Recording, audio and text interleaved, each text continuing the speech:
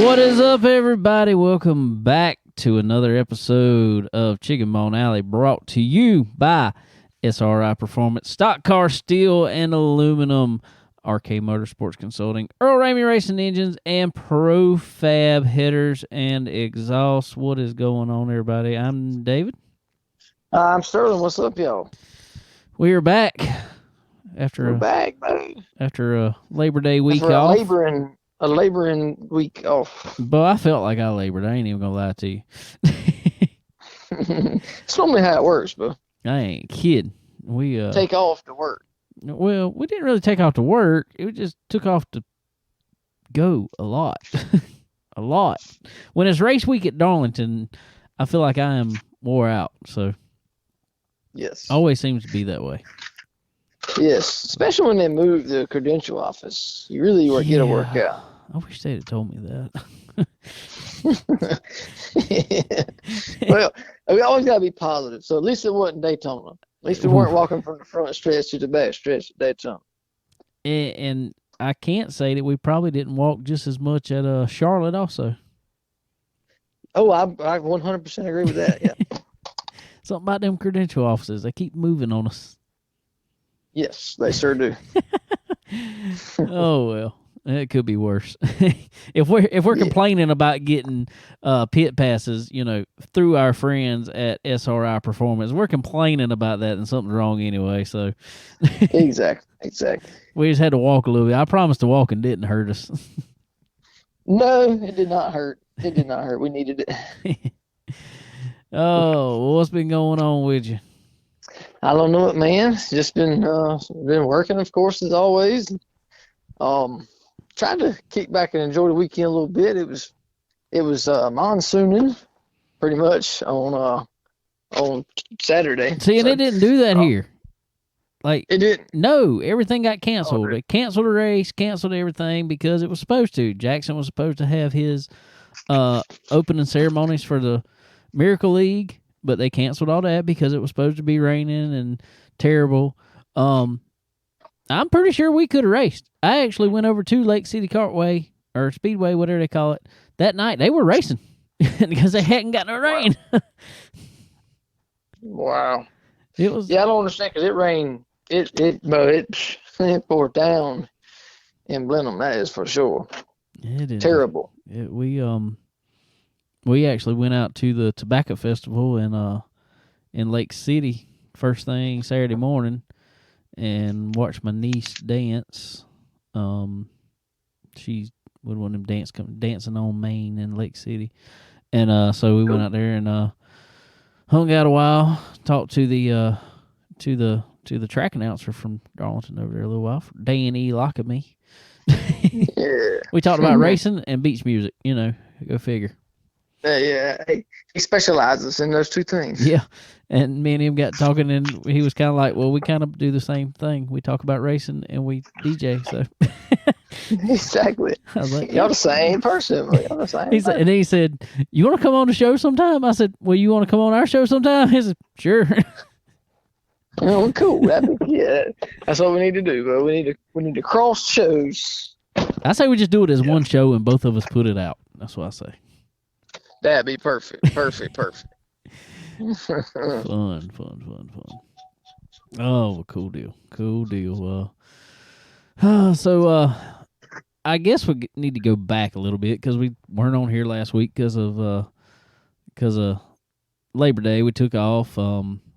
We had planned to come on to a show, but we had just been so wide open, and I think a lot of y'all seen the good bit of content that we had out the week leading up to Labor Day there. But I guess we need to go back and talk about it a little bit. Me and our good buddy Trey Kelly rode up to the Revival, North Wilkesboro. Stopped at ProFab Headers. That was a really cool tour that our buddy Andrew Garris gave us there. That was you would really appreciate that shop. Oh yeah, definitely. I watched the to walk through there, and it was an awesome tour, honestly, to see and to see all the steps and what's involved and how the organization of that place, everything's got its order, and man, it was nice. I liked it. I sure did. That was a first class for sure shop, and it just like I say, I just like the order of everything. Everything had its place. Everybody had their jobs. They were doing them. It was awesome. Yeah, and it was really kind of we actually kind of went through it backwards, honestly. We kind of went from the finished product to going back up Right. to how it was made. And there was actually a few things we couldn't show in there that I can talk about, but it's just proprietary stuff for their for NASCAR and IndyCar that they do. But there was some, and he talked about a little bit in there. We didn't go upstairs to the, I can't remember exactly what he called it, so I apologize. But anyway, it's where they put basically the heat shielding on these, on the headers and certain pipes and stuff that they have for NASCAR and IndyCar. Like I said, that looked like one of the most tedious jobs in the world, and that is, I mean, it's just one of them deals where it's like that is where they get the slogan "quality that wins" right there, because these guys were up there with these little teeny tiny finite. I guess they were kind of like, I don't know what it would be. It looked kind of like TIG torches, really. Had a sharp point on them, and they kind of went into the heat shielding, and it kind of tagged it to the pipe. I mean, but in thousands of places. Wow. Yeah. Wow. Yeah. It is insane. So that was a really cool tour to see that shop. We didn't go in there and we didn't show it on the live, but there's actually these big vats of polishing stones and these chemicals that they put in the headers to repolish them or polish them originally and stuff, and that was it's big old vats. So it was pretty cool. So that was a great tour. Then we went over to our good friend Earl Ramey shop over there at Earl Ramey Racing Engines. That was great as always. Seeing just the rooms in there and where they go to tear down and rebuild these engines, and see a little bit of the work that went into that. Always gives you a good appreciation for that kind of work, for sure. Oh yeah, no doubt. Yeah, for sure. I mean, I don't know. It's just both of those shops. I just love the order, and I don't know. I just like to see a good clean. Like my shop, our shop, Palmetto Machine. We I mean, it's a fab shop, but it's nasty. We got stuff everywhere. I mean, it's just, and then you go in, and it's essentially the same. I mean, it's not, but I mean, there's nasty, greasy stuff everywhere. Of course, there's stuff. But you go in these shops, and it's just clean. Everything's so clean. It's nice. But I'm gonna tell you, to be the type of shop that I'm gonna go back to Profab real quick, and I even told Andrew this. He was talking about it was messy stuff. I'm like, dude, this is not messy. I was like, this is one of the cleanest shops period I've ever been in my life. Shops for sure. Yeah, exactly. So it was that was cool. But yeah, like I said, our good friend Earl Ramey and his shop up there. Got to see the infamous chassis dyno sitting back there. Didn't have a car on, unfortunately, but it's all good. Yeah, that'd be cool. And then we got to head over to our friends at SRI Performance, and we had an extended stay there. It was kind of funny, actually. It was good because we'd been wide open all morning long. We got there, and everybody was in meetings pretty much. So me and Trey just kind of chilled out on the couch. And we walked around, looked at some stuff for sales for a while, and then just kind of chilled out on the couch talking to a few more people that came by up there. But anyway, then our buddy Eric Molyneux gave us the grand tour up there, showing us, so we got it live on. And I want to know, I called Sterling and said this afterwards. we missed something really big. All of us, all three of us, me, Trey, and Eric, all missed something pretty big at SRI, and it was on camera. Nobody commented on it, so apparently nobody really seen it. No. But if you go back, we're busy. We were actually talking with Kyle Armstrong. He's at the desk. He is the host of the Forward Bite podcast. But he's at the there's kind of a new parts desk and kind of a used parts desk, but they kind of blend anyway. But back in the used parts section, there's some stools all the way down this counter, and we're kind of talking to him. We're spinning around and we're going back down the aisle. Nobody paid attention. We just kept on going. Well, about the time we come back, and everybody's like, y'all just walked right past him. We're like, walk past who? Derek Cope was sitting right there in the chair, and he looked like he was ready to talk. We just kind of walked past him. Jesus.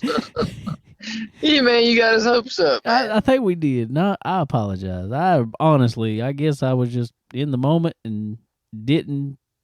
I just seen what was in front of my face, and that was it. Because I would love to talk to Derek Cope. Yeah, that would have been awesome, for sure. 1992, I think it was. Daytona 500. Daytona 500. Yeah. From the flat tire.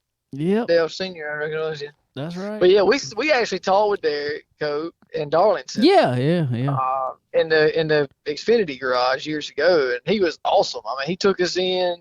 He was hanging out up under his trailer. He was cool.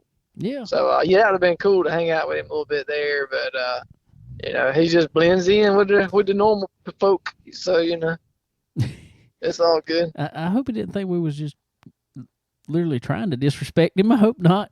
He's probably thinking them young boys don't even know who I am. That's probably what he thought. That's the bad part is I do. I know exactly who he is. I just didn't see him. Of course. Yeah, I hate it for sure too. I'd have felt bad myself, but it's all good.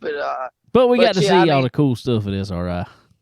Yeah, definitely. And I mean, I've been in that tour myself with you before, and that is an awesome tour to do and see so much cool stuff that they have there and have available, ready to ship whenever you need it. And it's just an awesome place, man. They got everything.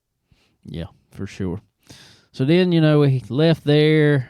We had to make a stop at Hooters, get some smoked wings. Yeah. It was a little overcooked this time, but no, don't tell me that. Beggars can't be choosers, I guess. I reckon not. So it wasn't much to write home about. But anyway, then me and Trey made our way to North Wilkesboro Speedway for the Cars Tour race there. And man, what you've heard about it, what you've seen about it is all true. It had an energy about it that was, and I've been to Daytona to races. I've been to, we went to the Dirt Million. We went to Eldora. We've been to Atlanta. I've been to Darlington, been to everywhere. But there was something about this particular race that just had an energy about it that was just, it was big, but it felt nostalgic all at the same time. Because you look around, nothing is new at this place at all other than the cars that are there. I mean, everything just looks old. The walls, they updated some up, but they left the old North Wilkesboro Speedway signage on the walls to still look old. The victory lane, with the hydraulic lift there to lift the car up, that is still just looks like it's got the red paint on it from 1996, I guess, the last time they run, or whenever it was, the last time they run a race there. The scoreboard doesn't work and it's half broke from storms and stuff. And so, I mean, it just had this feel and this energy about it that was just insane. I mean, it really, really, really was. And you could tell the guys that were there, that we talked to there, drivers there, it was kind of surreal to them to be racing there like that. Oh, yeah. it was wild. It really, really was. And I don't, and that's what kind of upsets you about it, I guess, to an extent, because and you shouldn't expect it. I know everybody's going to go into it. That was awesome. The next one's going to be awesome. As we know, we've already heard the All-Star race is going to be there next year. And from what I'm hearing, they're going to do it there, and then they want to move, from what I gather, which is going to be great, they want to move the All-Star race around from short track to short track every year now. Every year, right. Which is going to be awesome. But do not expect it to have that same energy, because I do not think it will ever live up to that race again. No, I don't think so either. And, and I know, but, well, I say this, but with the intention of, I saw what the modified race brought there. But I know that Dale Jr. being there and being a part of the race made a difference. I know it did. Now, how much, I don't know. But man, it was unbelievable. And I mean, I had to postpone the race, set the race back because people were still miles down the road trying to get in. It was crazy. It took us. We got in traffic there at the track, and we sat in traffic for about an hour and 15 minutes, hour and a half, trying to get in. And y'all got there pretty early, relatively early. What you thought was early. Yeah, well, we were running about an hour behind actually originally, because we, like I said, we were going to try to be there as soon as pit gates open at 4. We were running about 45 minutes behind. Well, then it put us about an hour and 45 minutes behind actually. Yeah. So. Well, it all worked out for sure, and but like you say, it's just that from the pictures you sent me and from what I saw of it, that was unreal, man. For a short track, a late model stock car race in the middle of the week, even more so important. That was insane. People traveling from all over the country to come to that race. That was cool. Well, y'all heard the guy we interviewed on there, and he was like, "Hey, if you're waiting to talk to somebody, talk to me." And he seemed like a cool guy. I was like, "Sure, let's do it." Tyler, he was from Northern California, flew all the way out there to watch this race. Yeah, that's awesome. And so, that is awesome. And I will say the race lived up to everything that everybody wanted to see, in that race. So it was great. It was great. I will give it that. And yeah, for sure. And all right, but I'm going to come in with some negative stuff now. Always got to be that negative Nancy, I guess. I ain't lying. I guess there's positive and negative in this. I'm just gonna tell you what I feel about it anyway. It's my therapy session. Well, so they had the race, great turnout, awesome, and I was even out on track, and I was looking at it, and I'm like, dude, this track really isn't in. They were talking about tearing up the asphalt, having dirt races, whatever, blah blah. I'm like, this asphalt really isn't in bad shape. It looked better in Florence. I ain't gonna say it looked better than Florence, but it was just as good. Wow. It was way better than Hickory. I'll give them that. Way better. It couldn't be worse. which don't take much, but it was way better than Hickory. But I guess when they went in, cleaned it up, they sealed everything, sealed the cracks, and the asphalt was not in bad shape. There wasn't many bumps. The track was relatively smooth. Wow. The only bad parts were pit road. Right. The cars were dragging in there just because I guess when it kind of flooded in the infield, it kind of made some deep holes and stuff in there, which can easily be fixed. Nobody's worried about pit road. As long as you can get out of it, you're good. And so, okay, that's good. So they decided, well, we're not going to tear this asphalt up. So on one hand, I'm like, that's great for the racing coming because new asphalt would have ruined new racing coming for a few years. Asphalt race, right. Yep. But they turned around and canceled the entire month of October dirt that they were going to have there. So I am somewhat upset about that. Well, I was looking forward to seeing that. I really was. I think it would have put on an awesome show. I mean, would it have been an exhibition deal? Yeah, probably so. Would it have turned out better in Bristol? Absolutely, I think so. Um, I really do. But you know, the track's going to be asphalt. Oh yeah, I mean that was the only So, reason they were doing it. They were just like, well, it's going to be dirt for a little right, while, just in time for us to lay down new asphalt. So we'll right. use it for that. Just take advantage of that opportunity. Well, so in saying that, now that they're going to keep that surface, I kind of I get it, because like you say, if it's going to be an asphalt track and you're going to put on good racing there, it needs to be old surface, Yeah. because we know what new surfaces do. Oh Which yeah. I never understood why they can't come up with making or laying down aged asphalt. I don't know why they can't come up with that. I feel sure they could, but to leaving that surface like it is and using that track, especially for something as big as the Cup Series level, I understand it. I really do. But it's disheartening when all that stuff's built up, and this is going to be dirt week or dirt month, at North Westboro. And I mean, they would have made so much money that month. Oh my goodness. Well, yes, you're right. So I am just disappointed myself, because it was promised. It was, it was happening. They done sold tickets. They done had entry fees, everything. And so I was ready for that. I was ready for dirt at North Wilkesboro. That was going to be awesome. I had already planned on. I didn't know which one I was going to make it up to, but I was going to make it up to a race there. Now, in saying that,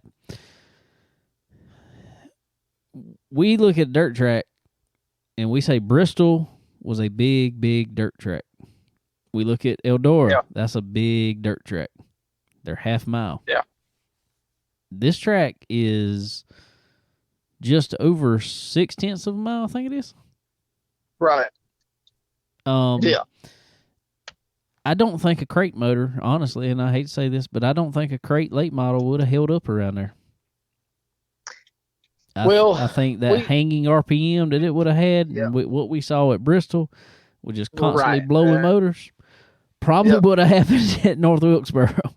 Oh, I agree, and I think that would have hurt turnout there. Honestly, I do, and that may be one reason that helped persuade them otherwise. I don't know, but I do know, like you say, and talking with Earl, we found this out. Like you said, the hanging RPMs that they can't keep up.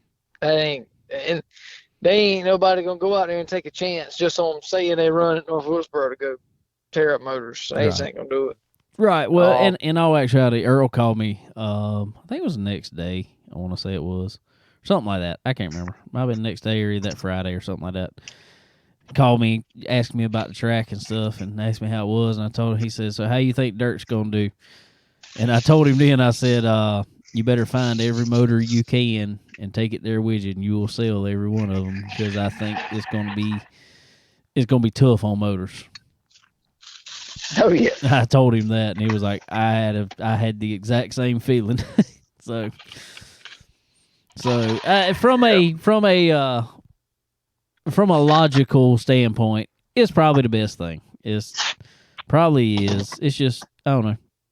I just still would love to see dirt on North Wilkesboro. I don't know why.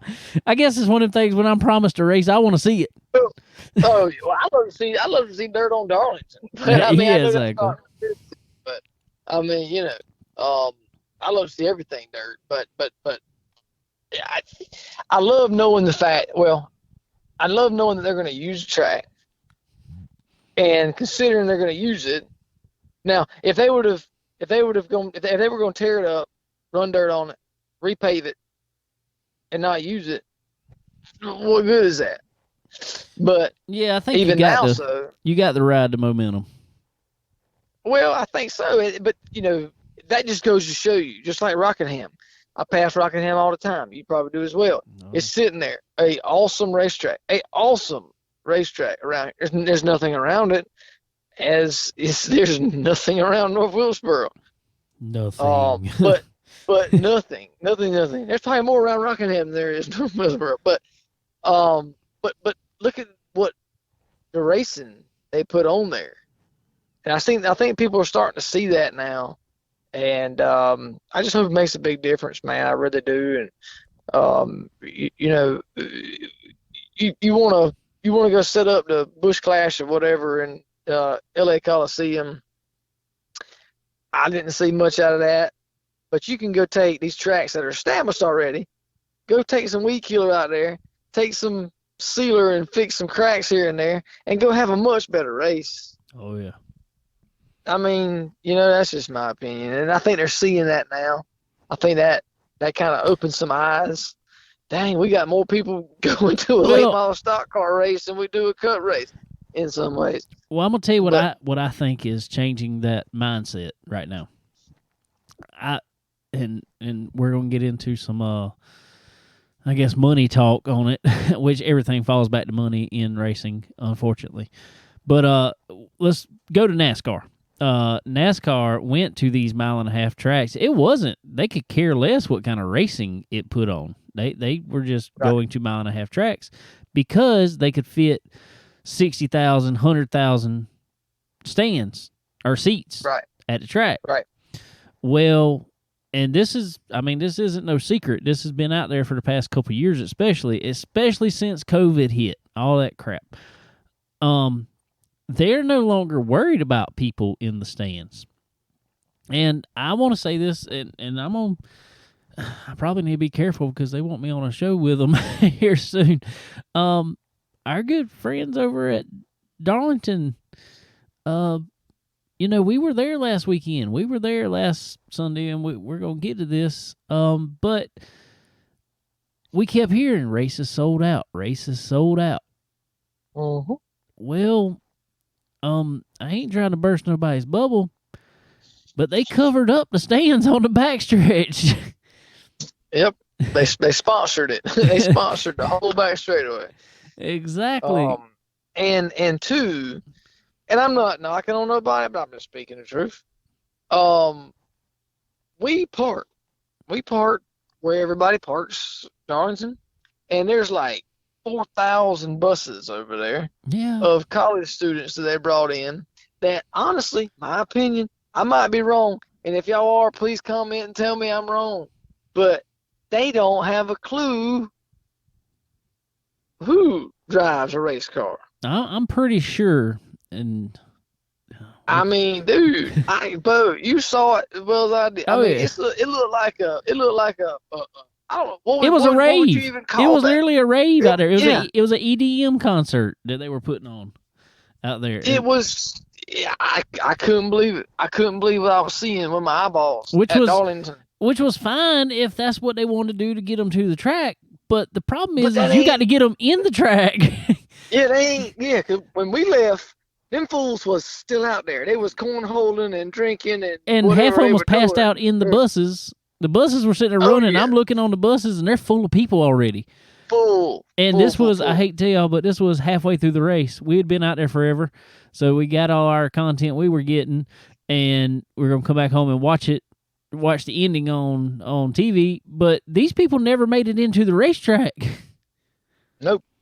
And I'm all about getting people to the racetrack, but you got to get them in the racetrack. Exactly.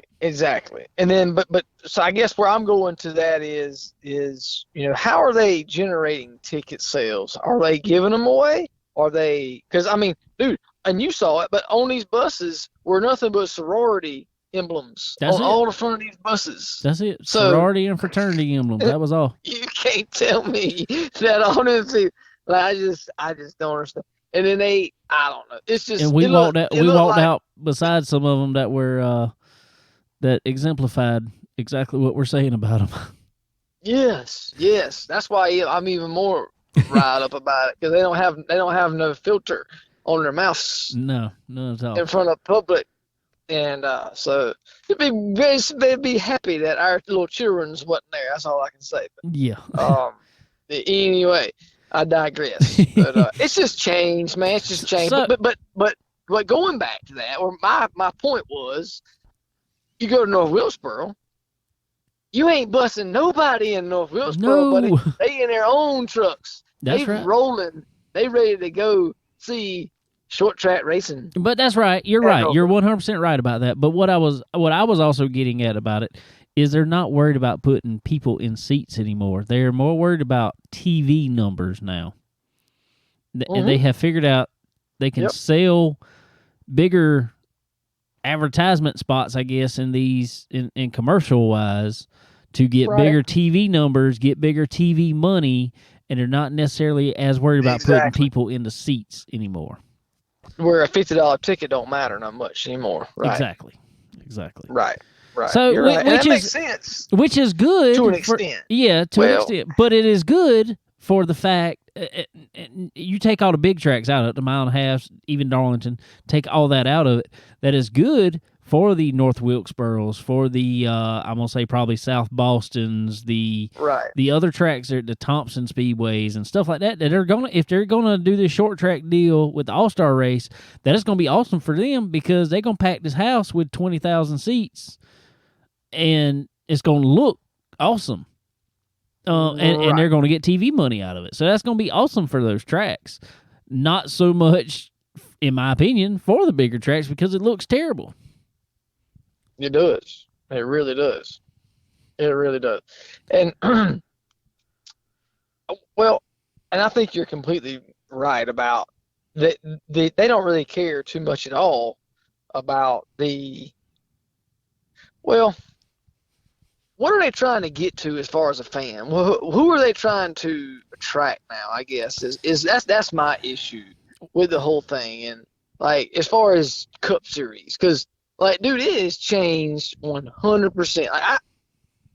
And it seems like it ain't been that long, maybe a couple of years, but the last time I remember going to Darlington, it's just, I don't know, but it honestly looked like we was at a college football game. Yeah, they did. Well, I mean, it's just, what do they want now? In all honesty, and I'm wondering about this myself, because it seemed like it was going that way with these EDM concerts in the parking lot of Darlington and stuff like that, and I can 100% see where it looks like it is going that way to get the college students in there and stuff like that. But then it's almost like you're wondering if they're asking, well, is this working? Because now we're going to bring tracks back that is going to bring back the old school fan. Yeah. Like North Wilkesboro. And I'm going to tell you, Billy Bob see some EDM concert, he going to be busting some noses. I promise you. Some dude I'm jump on his back trying to do whatever they doing out there, because that's what it looked like. It looked like it wasn't even a mosh pit. It was weird. They were just holding their hands up in there, just jumping up and down, which is whatever. Weird, if you like that, I mean, hey, more power to you. But go do it somewhere else. Go to Columbia or something. Don't do that at Darlington. It did not fit at Darlington Raceway. I can tell you that. No. But anyway, guys, I want to go ahead before we get too far into it, and I want to thank one of our new oncoming partners here on Chicken Bone Alley, High Octane Apparel. Guys, go check out some High Octane Apparel. They're some of the best looking race wear for your race day at the track, guys. Just cool looking stuff. Aaliyah and her gang over there have got it figured out. Some especially for the ladies and for the guys. Obviously, they got some cool looking stuff. So go check out High Octane Racing Apparel. You won't regret it at all. It's some cool stuff. You heard Aaliyah on here a couple weeks ago now, and just go check her stuff out for sure. You can check it out on our social media pages. There's links on there to it. So go check her out. We're going to get some more stuff from her here soon, hopefully. So y'all go check them out for sure.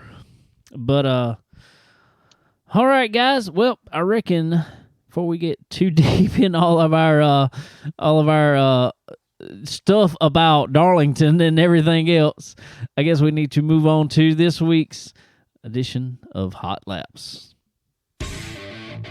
This is Hot Laps, presented by SRI Performance, Stock Car Steel and Aluminum.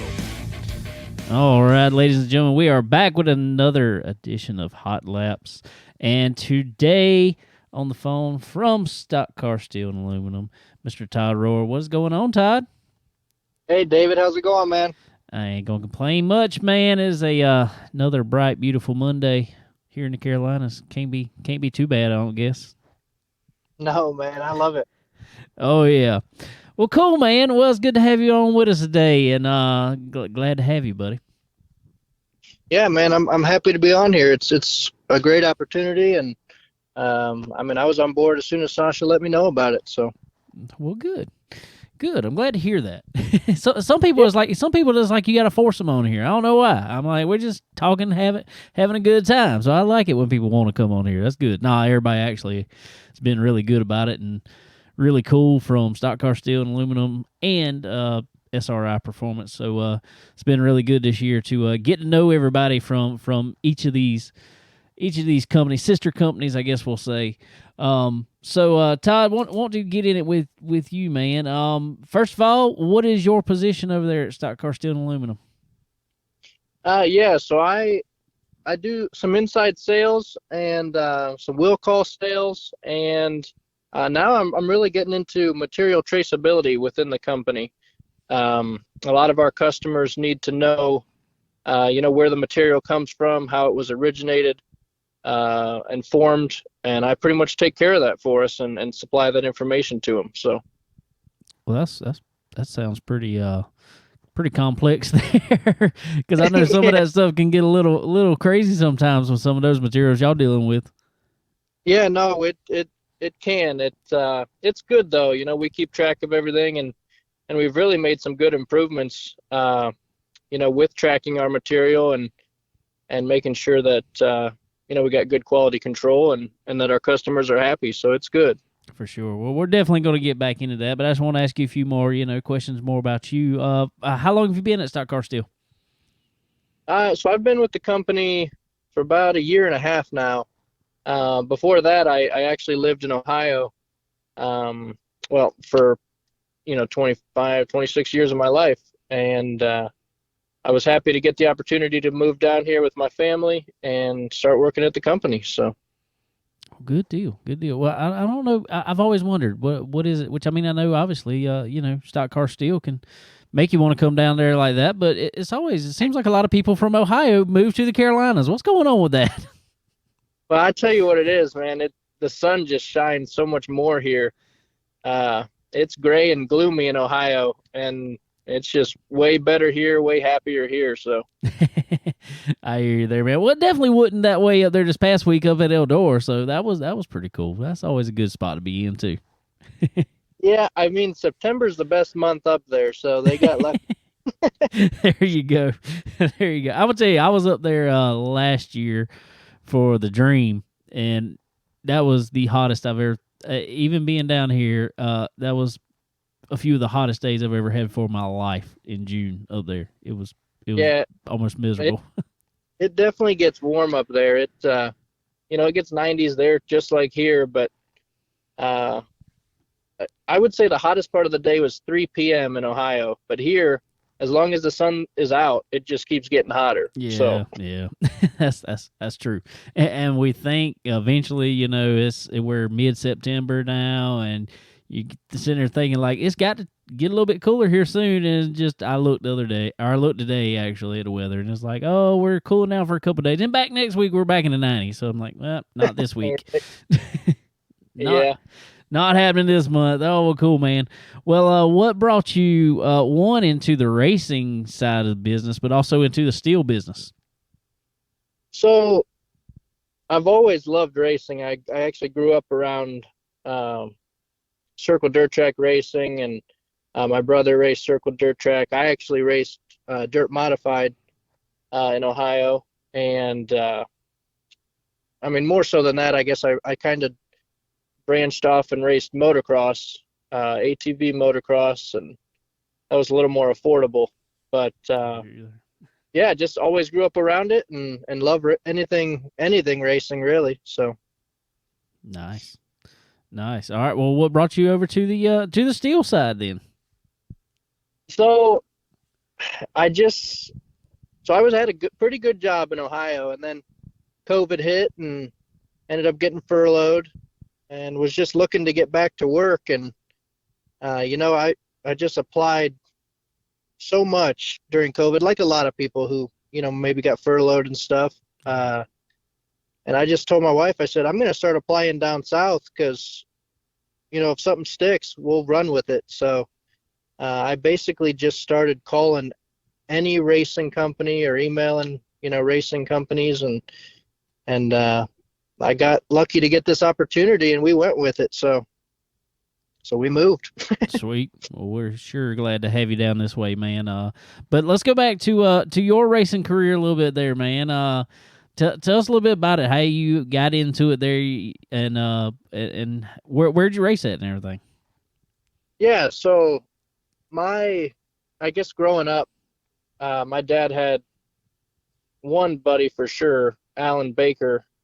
He raced super late models. He actually still races super late models, probably for like 3 decades now. And he used to race out of my dad's garage, and we just every Saturday night we'd go to the track and hang out. And then my older brother, started racing the pure stock division, and it just, I just always wanted to do it, and I just needed the right opportunity though, because I was either going to run a late model or a sprint car. I didn't want anything else. And that buddy of my dad's, he ended up selling a race ready dirt modified, and it was, we knew it was good equipment, and we kind of took the plunge there. My dad helped me, and we raced for a good year and got better every night. But it was about the same time I was starting a family. I got 2 kids now, and I know in racing, to make $1 million, you got to start with 2. That's right. So I made a proactive decision to, get out of it before I went too broke. I hear you there. What was your home track up that way? The home track was Wayne County Speedway. Okay. We raced at Hilltop and Millersburg, and a couple other tracks. Actually, a couple of them closed around there, but Wayne County was definitely the closest. It was like 30 minutes for us. So nice. Yeah. Good deal. Well, let's move on to some stock car steel and aluminum talk. And well, man, since you are on the sales side, what's some upcoming sales or what y'all got going on at this y'all promoting big time right now? We got a lot going on. Since I work in the back at the will call office there, I handle some will call sales, and we've always got specials on the board back there. So if anyone, stops in, definitely check out our sales board. And we push some of those things with social media too, so definitely keep an eye out there. We got a beautiful drop section in the back where all of our cutoffs go. It used to be just barrels of not scrap, but like just cutoffs just thrown in barrels. And now we've got it all organized, color coded, and, real easy for people to come in and just find some pieces that will work for them. And they're all discounted. We get them, priced out for them. And we sell ratchet straps back there, hats, and just a whole bunch of stuff. So that's definitely cool. Well, speaking of hats, I need a hat, man. I always see people at the track, man, and I don't know what it is. I don't know, between SRI and stock car steel and aluminum, people love wearing between the hats and the t-shirts. Do y'all just sell a lot of that, or is that, stuff that your big customers kind of, they want and everything? Because I see a ton of people wearing it.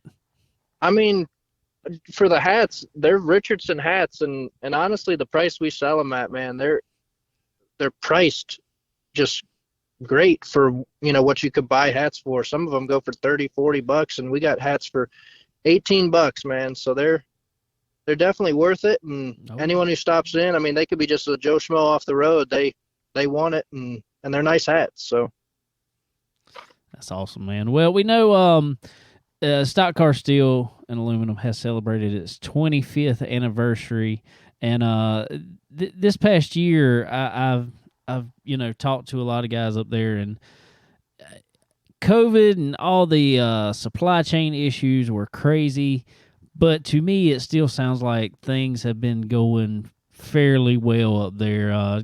Tell us about the last, you said you've been there for a year and a half now. Over the last year, man, how's things been going up there? It's been good, man. Business is booming. It's been that way for a lot of people, but definitely for us, it's been good, and the demand's there. COVID, I think, actually helped people want to get, back to racing and spending time and stuff like that. So people are building race cars, and the industry is good, man. So I've seen it from when I started and till now. I mean, just in the past year, it's only grown, and our company's really improved. Obviously, 25 years, it's a well-oiled machine, but we've been improving it every day we go in there and just making it better, and it's awesome. So. Good deal, man. Well, it can't make it 25 years without good employees like yourself pushing a good product there, man. And speaking of the product there, when I know, and this is what I try to tell everybody, is like, they hear stock car steel and aluminum. Yes, it is something mostly, I will say, geared toward the racing industry, and that is a big part of sales. But there's also, as we know and have talked to you guys before, there's a big part that sells to the aerospace side, and all other different type of fab shops and machine shops and stuff like that. So, what are some of the products that you see, with everything that you're selling the most of? Yeah, definitely, like you said, the racing industry is a big customer for us. But we sell. Another one I would say is trailer companies or trailer repair companies. We sell a lot of all the sheet metal that they can use. Even customers who just have their own trailers, we have them come in and they can walk in, see the material. We can order in stuff if we don't have it exactly for them. But we got a lot of trailer people coming in, and just anything that someone's building, rat rods or custom cars and classic cars. We got stuff, and that's what makes our drop section so nice back there, especially for wheel call people, is anytime they need something small to fix a bumper or fix, a floor pan or something like that, we got, discounted cut-off sheets that they can use for that type of stuff. So it's good, man. Good deal. I know, see, that's what I even talked about. Me and my dad, we got a little race car that we run to. We got a trailer we run it out of. So that's good to know, man. And I never really thought of that. That's funny, isn't it? I got an enclosed trailer, and I see sheets on the side of race cars all day long, and I never thought about, hey, we can go to stock car steel and aluminum, and because our trailer's black, and I'm gonna tell you what about a black trailer. They look good, but man, they're hot. They are, man. I told him over this winter, I want to either wrap this thing or we got to change something to make it white. So I'm just going to go over there and buy some sheets from you guys. That's what I'm going to try to do. Yeah, man, we got them. Actually, we, I should have mentioned this earlier on the specials, but I think here in the next week or so, we're going to have 4 foot by 8 foot 040 white on white sheets.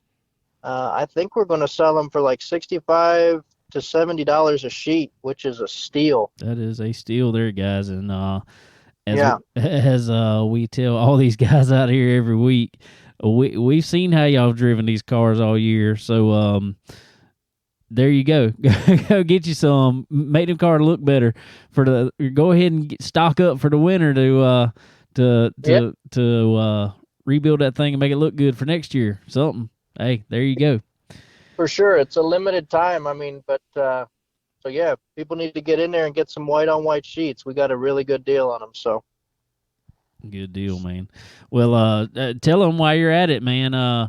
What is the best way to get in there and to buy from Stock Car Steel and Aluminum?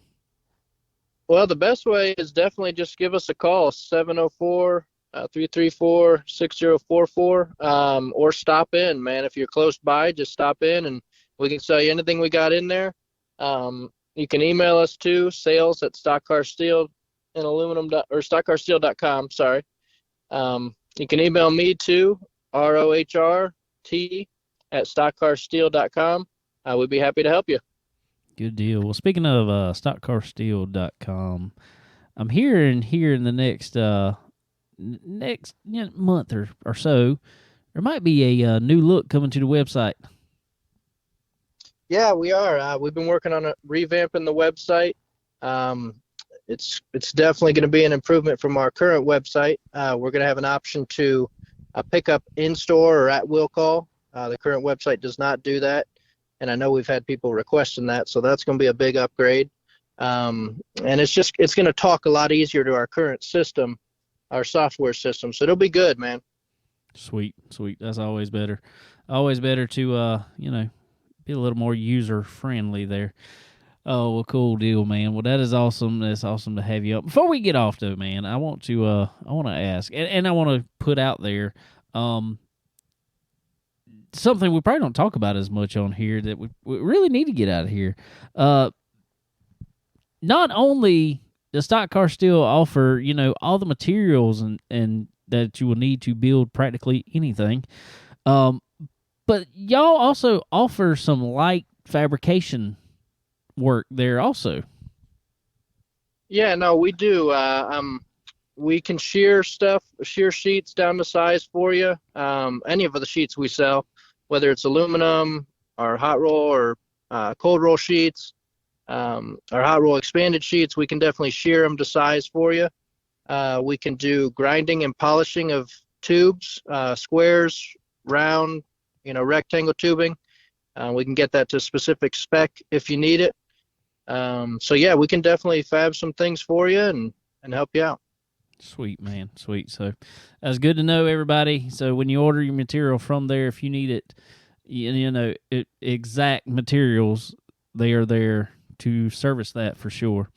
Well, Todd, it's been awesome, man, and appreciate you coming on, hanging out with us today, man. It's been good, and everybody, if you need some material from Stock Car Steel and Aluminum, be sure to get over there with Todd.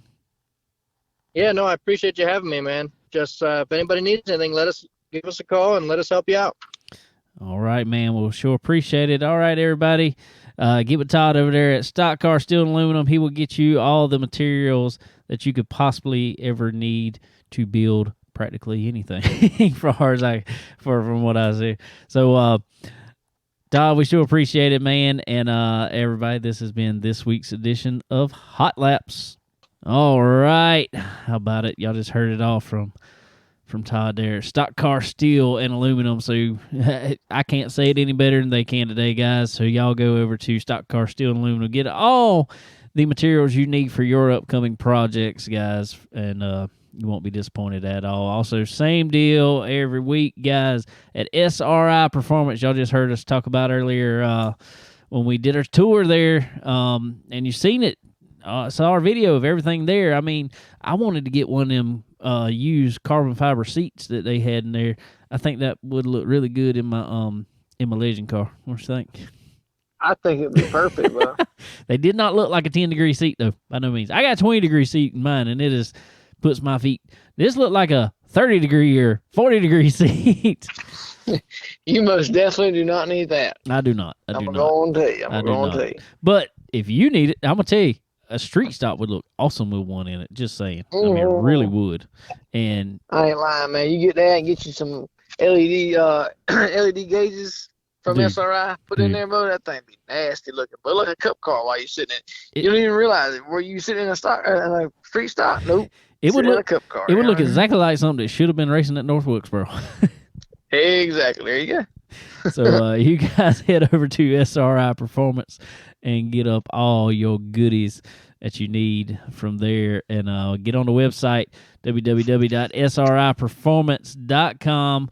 Get your buggy full there. Get that cart full on the website. And when you get there to the checkout, put in promo code CBONE10. That's C as in? Chicken. BONE10.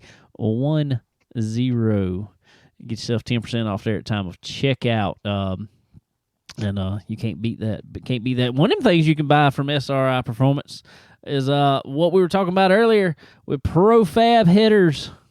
Guys, get over there. Like we talked about earlier, it is some of the it is quality that wins, and that is the reason y'all seen on our video. If you haven't seen it, go back, check out our live video from Profab Headers, and you pretty much see the entire process of them guys making headers and exhaust over there, and you'll understand why their slogan is quality that wins. They're top notch in their game for sure. So y'all go check some of them out, and they always go best on a good old Earl Ramey racing engine. So yes, sir. Because they make all the horsepower that you want, all the horsepower that you'll need, probably more than the horsepower you can handle. On them Earl Ramey racing engines. You guys seen his shop on there, and we talked about it earlier. Just like Sterling said, it's so cool to see shops that are so organized and neat. And I know Earl even said, "Oh, we got stuff everywhere." I'm like, "Nah, dude, this looks good right here." They you see start to finish there on everything. So y'all head over there to Earl Ramey Racing Engines, get you some horsepower, get on that chassis down there that you saw. That's where he talked about, that's where they find all their horsepower at, what is gained and lost through everything else throughout the car, through your entire drive train, through all your bolt-ons, everything. So head over there, get on board with Earl Ramey Racing Engines. All right, well, we had some, let's stay in asphalt for a minute since we've been talking about asphalt before all this other stuff. Kansas this past week, our good buddy Derek Griffith had another Xfinity ride with Sam Hunt Racing this past weekend. Awesome, by the way. This car looked spot on. Dude, that thing was awesome looking. But I love the flat, but that's cool. That thing was sweet. I ain't gonna lie to you. Unfortunately, it wasn't too great of a weekend for him. I mean, nothing bad happened to him other than they were on a qualifying run in practice, blew a motor, which put him behind the 8-ball. Just didn't get the practice he needed on the track. Plus, it made him start at the rear of the field. So basically, he was trying to learn the track in the car in the first stage of the race. Unfortunately, went a lap down. And it's just hard to fight back at a mile and a half once you're a lap down if you can't get that lucky dog. Yeah, track position is so critical there, and it's just you can't go nowhere. Honestly, you can't. No, not at all. But still, hey, I mean, he had a good race. Finished 27th. I mean, kind of just held still where he was. That track is so hard. I mean, it's a mile and a half. It's another mile and a half. But them boys put on a show up at the front. I will give them that. Between Noah Gregson, Ty Gibbs, they all put on a show up there up front, and it was cool. Justin Allgaier, he put on a show with them. Yep, that's 2 wins in a row for old Noah here. So. Yep, and our buddy spotter Tyler Mond there taking home another win with Noah. Yeah, man, he's on top of it though. Yep, he's on it. Might give him another championship. Yeah, I wonder if Noah can recruit him to spot for him in the Cup Series. I'm going to go with no. Yeah, I'm going to go with no. Did y'all not. see? I don't know if y'all saw it on social media. Our buddy Tyler Mond was driving a I don't even know what kind of cart it was the other night. Might just been a champ cart or something for Kyle Larson the other night. That's awesome, dude. I wonder if Kyle was spot for him. I don't know. I was wondering the same thing. I might have had the sticks out there. Who knows? Yeah, that's exactly right. Yeah. Oh, that was cool to see. But anyway, rolled into Sunday. What'd you think about it? Dude, I don't know, man. Well, like I said, it was kind of it's hard to pass. There was multiple grooves, and restarts were crazy.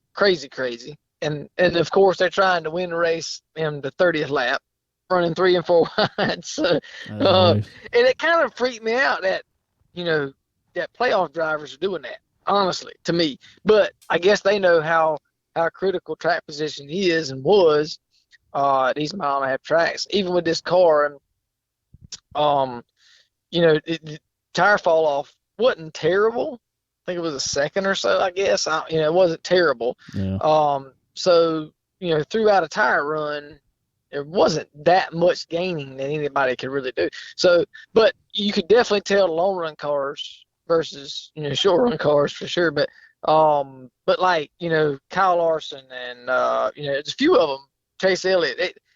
It's just like they couldn't go nowhere.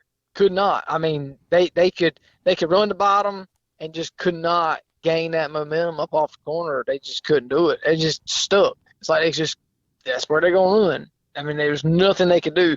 It was all for restarts. If you could have a good restart and for the most part, there was a few of them. I think Denny Hamlin and obviously Bubba Wallace. I mean, they had really good long run speed that they didn't fall off nowhere near as quick as the other ones. But honestly, it looked like you got fresh air. You were out front. Alex Bowman, dude, he was rolling. I mean, it was his race.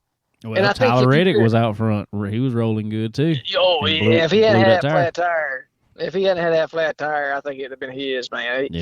He had a good car. His car looked good for sure. But no, man. Towards the end of the race, I got to give it to him. I mean, Bubba's car was flying. I mean, he was 2 3/10 faster a lap than Alex, and he went around him and went around. What was that? Christopher at that time, right? Yep. I can't remember exactly. Yep. But anyway, and then the green flag pit stops. I want to say Christopher was like 2.5 seconds behind him. And the green flag pit stops, he picked up another 2.5 seconds. So, which is crazy considering they thought they were getting bad. Well, they switched Bubba and Christopher Bell's crew chiefs. I mean, not crew chiefs, but crews. Pit crew, yeah. Yeah, pit crews. A few weeks ago. So it's really crazy. But dude, and Bubba Wallace's team or pit crew was ridiculous all weekend. I kind of paid attention to that. They were strong. They picked up they picked up spots on pit road under yellow and picking up 2.5 seconds under green flag pit stop. That was crazy. And I know a lot of that probably had to do with Bubba too. I was going to say that's a lot of Bubba slowing down later, and picking up speed earlier. That's where a lot of that's gain and loss. So I got to give it to Bubba. I mean, he drove a smart race. Dude, he drove, man. He say what he wants and he shushes the media and all that. I wish he'd stop all that crap. I wish he'd just be a normal person. Just be a race car driver. And just be happy. Just quit being so whatever. I can't stand that. I don't care if you white, black, red, whatever you are. Stop. Just stop and just be cool. Because back when he drove late models and the truck series and all that, dude, he was awesome, man. He was just full of energy and just happy all the time, and I liked him. And I like his ability now, but I don't like his attitude, man. Just stop all that. Like, stop thinking everybody's against you all the time. Exactly. It's almost like he's more worried about the people who are against him than the people that are rooting for him. And I hate to tell him, but he's probably got more fans than he has people rooting against him. Well, he does, but he's losing them. He's losing people like me when he acts like that. Just be happy, bro. Just you're doing good. You're good. Somebody needs to tell him that phrase one time. Kill him with kindness. I think he really needs to learn that. I really do that. But, and that's a whole nother topic we can get into, but Cup drivers have zero personality anymore. So I guess he's one of them. Well, speaking of personality, though, there's one with personality, and I guess we got to talk about this real quick. Like, I got a softball game to go to. Sorry, guys. Oh, goodness. But about to be late. I'll be all right. But KB, Kyle Busch, all but, and by the time y'all hear this tomorrow on Tuesday, it's liable to be confirmed. All sources say he's going to Richard Childress Racing, which is kind of a surprise to a lot of people considering their history. Yeah, the history I think is a big thing. Well, I'm gonna back up. I say the biggest surprise to me is manufacturer change. That's the biggest surprise to me. I figured in the scenarios and possibilities he had, I figured RCR was going to be the place to be because that was, Tyler's leaving, blah, blah. whatever. Richard's got plenty of money to pay him. He's Yeah. got sponsorship out of Yin Yang, all that. That's all there. But it's just the fact of, he built his entire truck team with Toyota. Like, Yeah. that was it. Like, And I think that. I think that's the bigger reason that Toyota was so adamant about keeping him, more than it was, him driving himself. I don't think it was that. I think it was just like they don't want to lose that pipeline of drivers coming up through his trucks. Right. And so if you really think about it this way, and I think that is probably the bigger reason that Chevrolet went after him, because Chevrolet doesn't have that pipeline right now. Exactly. Ford's got it with who is it? DGR, David Gilliland, and a couple other ones. There is no Chevrolet pipeline right now. No, there's not. I think that's kind of what they said. John Hunter was kind of emotional after his win the other night, because he don't really know where he's going next year, because from what I gather is he's got to deal with Toyota, and there's no truck. Oh, wow. So, I mean, it's going to be kind of crazy. It is. It really is. And that's why, Kyle had a press conference a couple weeks ago or a month or so ago, whatever it was. And he said, and he was really genuine about it. He said there's so much more involved than just me Oh, yeah. driving a race car. Him driving it was a small part, really. Honestly, that's the smallest part. It really is, because there's so much involved, not just his team, which is really substantial. I mean, it really is. But look at all the Cup drivers now and Xfinity drivers that have come through KBM. Exactly. Look at all the guys that he's given a chance that's made it to where everybody wants to be. Exactly. And I know Toyota had a big deal with that, and I get that. But Chevrolet wants that. And they've been trying to, I think they've been trying to use Junior Motorsports for that. But it just hadn't been that, because I think you got to be more established to get to that point than you do KBM, because he's been putting people in late models, and he honestly, I mean, I don't like the guy in a lot of ways, but he gives people chances. I mean, right. Derek drove for him. He drove a truck for him. I mean, he calls on people. That's he told right. us himself. Kyle called me. Yep.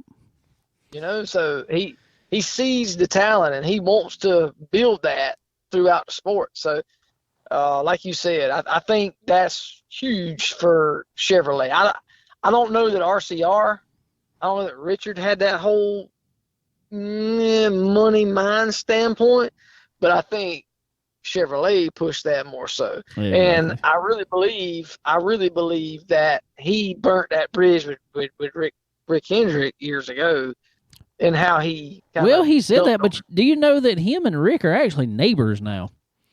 And they fly, they're neighbors, and a lot of the tracks they fly to together. Wow. I did not know that. Yeah. It was because he was even talking about one time how he was out, he had Brexton on his boat. They were out there on the boat together and stuff. That's crazy. Yeah. That's a crazy world, man. But yeah, that is really separating business and friendship there. Absolutely. I if anybody's good at that, it's probably Rick Hendrick. Oh, yeah. For sure. But it's going to be interesting to see. And I don't know, man. I mean, people, I've heard things like, well, that's going to bring the Dale Earnhardt energy back into RCR and all of that. I don't think that's going to be the case. I don't think that's going to be a standpoint. And he daggone sure ain't getting the 3-car. I don't think Austin Dillon's going to give that up, and I really don't think that his granddaddy is going to take it from him. But I think RCR as a standpoint, as a whole, will gain a lot from his knowledge and his whole attitude has changed in the past 2 months. Yeah. And I don't know if that's Rick's. I'm sorry. I don't know if that's Richard saying, look, hey, all right, we got a deal here, but you gonna chill out. You ain't having your whole That's pissant right. attitude.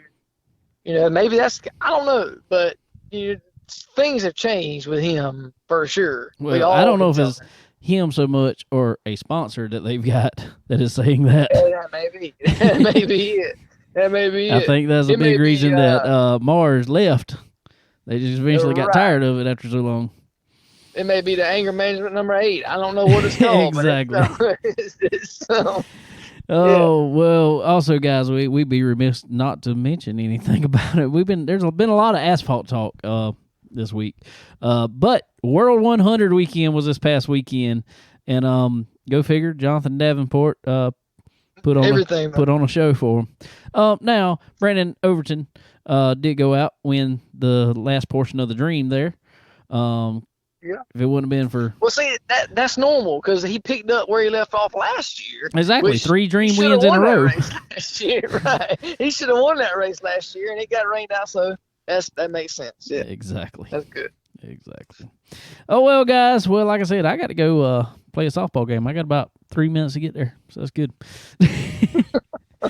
Good luck. Good luck. Oh, well, guys, we sure appreciate SRI Performance, Stock Car Steel and Aluminum, RK Motorsports Consulting, Earl Ramey Racing Engines, Profab Headers and Exhaust, our good friends at High Octane Racing Apparel, Checkered the Race Hub for them for sure. Also, Ford Bite Apparel, guys. Go get you some Ford Bite. Every driver wants it. Every racer wants it. Everybody wants some Ford Bite. So, y'all head over and get you some Ford Bite. Check out our good friend Cole Vanderheiden on his rookie season in the 305 sprints. Oh, but anyway, guys, what else you got? That's it, bro. Good luck. go 4 for 4 tonight. I'm gonna try. I did good last week. I probably won't do worth crap tonight, so we'll see. That's the way it works, bro. Go Braves. Yeah, exactly. All right, guys. Well, y'all take it easy. We will catch y'all next week. Later.